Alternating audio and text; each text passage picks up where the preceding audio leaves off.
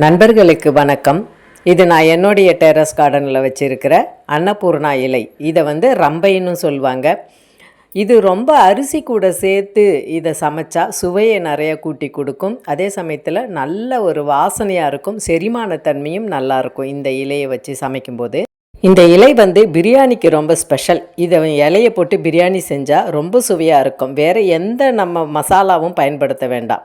இஞ்சி பூண்டு கூட இந்த இலையை மட்டும் கட் பண்ணி போட்டால் போதும். நல்ல ஒரு சுவையையும் நல்ல ஒரு வாசனையும் இருக்கும்.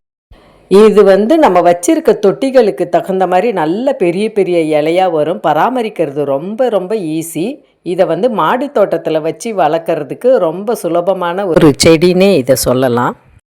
அதிக பராமரிப்பு இல்லாமல் இதுக்கு உரங்கள் கொடுக்காம வெறும் தண்ணி மட்டும் கொடுத்தாலே நல்லா செழுமையாக வளரக்கூடிய ஒரு செடி இலை வகையில் எதுன்னு சொன்னால் இந்த ரம்பையை சொல்லலாம்.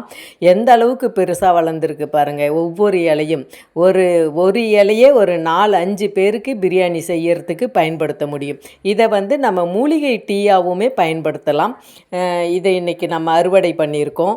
நம்ம தோட்டங்கள் வச்சுருந்தா நமக்கு டெய்லி சமையலுக்கும் அதே மாதிரி பூக்கள் தேவைகளையும் நம்மளால் முடிஞ்ச வரைக்கும் பூர்த்தி பண்ணிக்க முடியும். பிரியாணி இதில் செய்யறது ரொம்ப சுவையாக இருக்கும். வாசனையே நம்மளை ரொம்ப இழுக்கும். அதே மாதிரி மூலிகை டீ இது நுரையீரல் இதயத்தை பாதுகாக்கும் மூலிகை டீனே இதை சொல்லலாம். இன்னும் பல வகையில் இதை பயன்படுத்தலாம். அதுக்கப்புறம் நம்ம டீ போடும்போது கூட மசாலா டீ மாதிரி இது ஒரு சுவையை கொடுக்கும். கரம் மசாலா சுவையை கொடுக்குற குழம்புகள் எதுவாக இருந்தாலும் பயன்படுத்தலாம்.